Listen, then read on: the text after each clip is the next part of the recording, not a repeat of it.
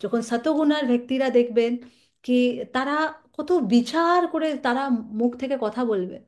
I remember আমি যখন আহমেদাবাদে ছিলাম তখন এক মাতাজি উনি ড্রাইভ করে আসছিলেন, কার ড্রাইভ করে আসছিলেন, অ্যান্ড হট করে একটা সামনে থেকে গাড়ি এসে ওনার গাড়িকে টাচ করে। সো আমাদের তখন ক্লাস চলছিল, বৈষ্ণবী সাঙ্গা ক্লাস চলছিল, মাতাজিদের class.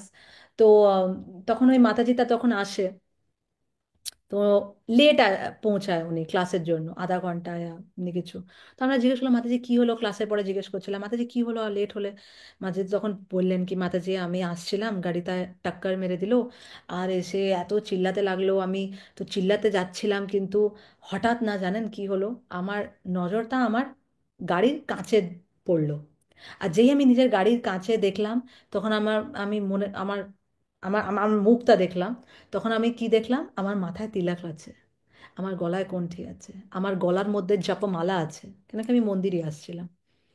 The moment she said কি দ্য মোমেন্ট আমি আমার মাথায় তিলক আর জপমালাটা দেখলাম, আমার মনে হলো কি আহ, না, আমি যদি লড়ি এখন সবার সামনে তাহলে আমি কি ইমপ্রেশনটা দেব, কি ইস্কনে এইসব হয়, ইস্কনে তোমাদেরকে এইসব শেখায়, হ্যাঁ, ঝগড়া এইসব এইটা। আর মাতাজি সেড কি আমি চুপচাপ ওকে বললাম কি সরি প্রভুজি গলতি হো গই মুঝसे, মানে ওনারও ভুল ছিল একটু, উনি আগে বেরিয়ে গেছিল ওনার আরে गलती हो गई, आपको कुछ पैसे चाहिए लक्ष्मी चाहिए तो बताइए वरना मैं जाती हूँ करके। So whatever the case was solve.